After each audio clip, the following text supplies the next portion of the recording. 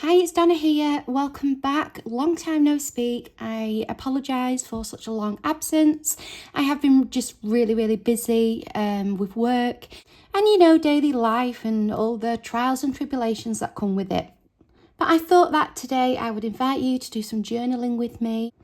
I haven't really had too much time this year to journal and collate all the bits and bobs that I've picked up on my various days out and visits and things like that. So I really want to make the effort to try and get all of those things into one place.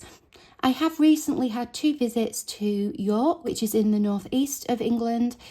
It's one of my favourite places. I used to live there at university. And while I was there, I collected lots of photos and ephemera, receipts, things like that. And I thought it would be a good place to start on trying to get back into some kind of journaling routine. So the journal I'm working in is one I made last year. I think I do have a video on it, so I will link that in the description box. I haven't done too much in it yet, so I do kind of have a blank canvas in that sense. Now, I didn't overthink the spreads too much. I just wanted to ease myself in, get what I wanted documented into the journal. So there's nothing super out there or interactive in these couple of pages that I'm doing in today's video. And then I dug through a little box of white labels that I have. And the reason I chose this one is because as I was visiting York, I realised how much of York I actually didn't know and how many things were there that I didn't know about. Because I suppose as a student, you go to your classes, you come back, you go to your nights out, you come back. You don't really explore the kind of back alleys in the innermost parts of a city. So another reason for documenting these last 2 visits was because I really want to make an effort to explore those bits of the city that I haven't explored before.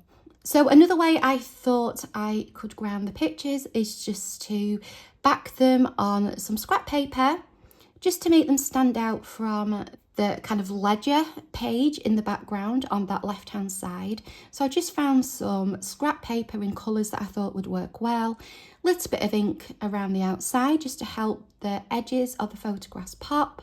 A quick trim down just with a ruler. And then I found these labels in my stash. I was originally planning on putting it on the left hand side. I do change that because I didn't position my photos quite where I wanted them. So I'm hopping it back again to the right hand side. I do hop about quite a bit in these next couple of spreads, just as kind of ideas came to me and I found resources and things that I wanted to use. So I backed the really tag to make that word really stand out at the back. Also found some nice paper to back the photograph on, again in nice complementary colours. Just making a mark there on where to add the glue. Popped that together and then I moved across to the left hand side, got those photos stuck in place, and this is where I didn't leave enough space for that sticker. So I do try repositioning it in a few different places, but then I just decided to pop it there on the right. I just stapled that larger picture down because I thought I could make a nice tuck spot for some journaling underneath there.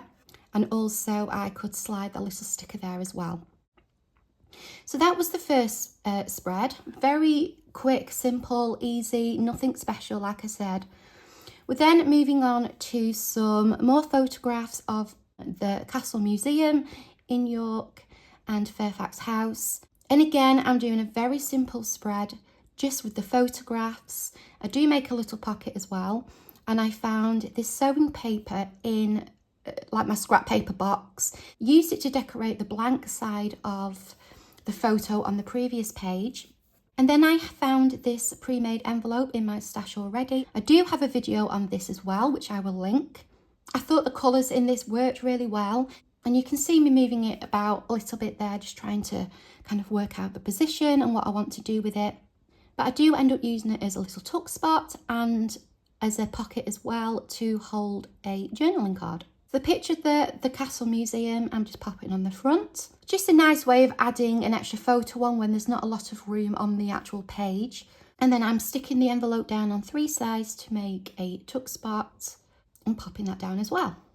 I then went through my stash of journaling cards and I found one that had really nice complementary colours in nice browns, and also had all the months of the year on. So I coloured in May because that was when my visit was, and did some journaling and popped the journaling card inside the envelope for safekeeping before moving on to the right hand side. Now, there was a Van Gogh exhibition while we were there, and it was a display of the works and life of Van Gogh through projected images. So I collected a few photographs from there. Now, I did actually visit the Van Gogh Museum in Amsterdam last summer, and I have recorded half a video on the making of a journal to put my photographs and ephemera in from the Amsterdam visit. Here's some of the envelopes that I've covered and got prepared. I didn't complete the video because I wasn't overly happy with the quality of the video. I was trying out a different light. I didn't feel like the lighting was very good, and also I just at that point got really uninspired, I suppose. Fell out of crafting a little bit.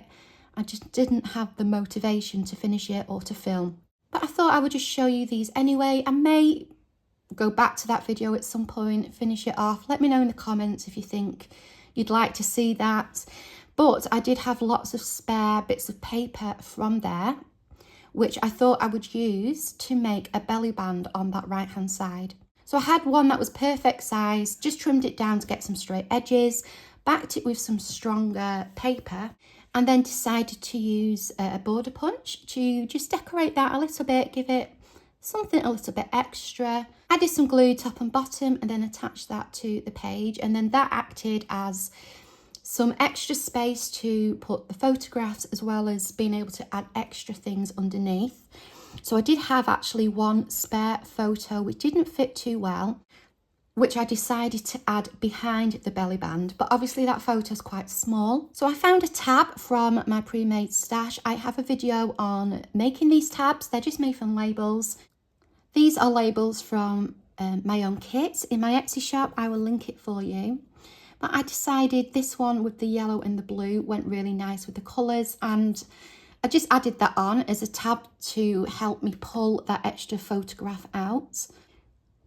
Moving on to the next spread, so I found some lovely artwork in an alleyway. You'll see it in a second, but we picked up some Tony's chocolate from one of the Oxfam shops whilst we were there, and I thought the colours in the packaging would make the perfect backdrop to the photograph of the alley. So I'm just using the chocolate packaging as my background papers here, just collaging them and trying to fill in the gaps. But you can see there on the right, the artwork says make history every day, and I love the colours, the blues and those bright blues and yellows and reds, and it just went perfectly with this chocolate packaging.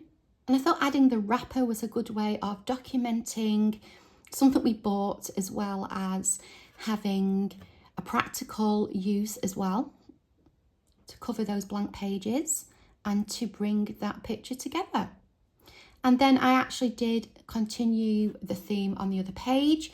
So I just wrapped that spare bit of cardboard around to make a little bit of a tab to staple a second photograph onto. And again, just collaged some of the spare bits of the wrapper onto the blank piece of paper behind. Found some scrap paper in my stash and decided to add a journaling card there in that little space. So I glued that down, and then I found these calendar tabs which I thought would be good for documenting the date of my visit. So got that onto the page and then used some Elizabeth Craft Designs tape, washi tape, to add some extra words and decoration. Now at this point I did still have quite a bit to add, and my next pages were these tracing paper pages.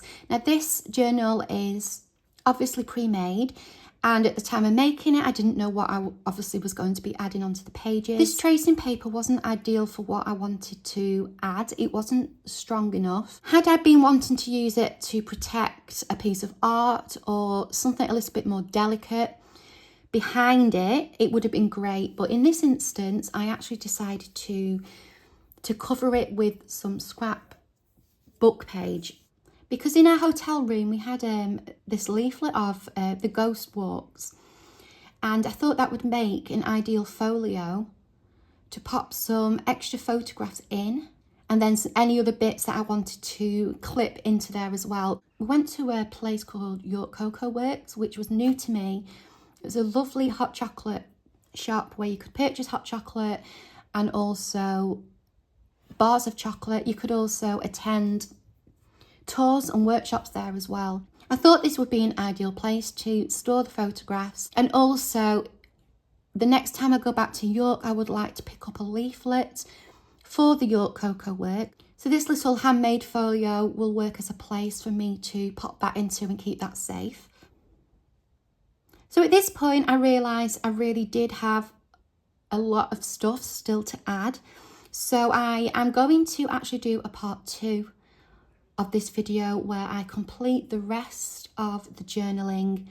I have so much ephemera and photographs and other bits that I wanted to do that I think it would probably be too much to add into one video. So after dilly-dallying a little bit with this bag from a Bird and Blend tea, which I picked up, and then realising I had a lot of other stuff to include, I did call it a day for this session and for this video.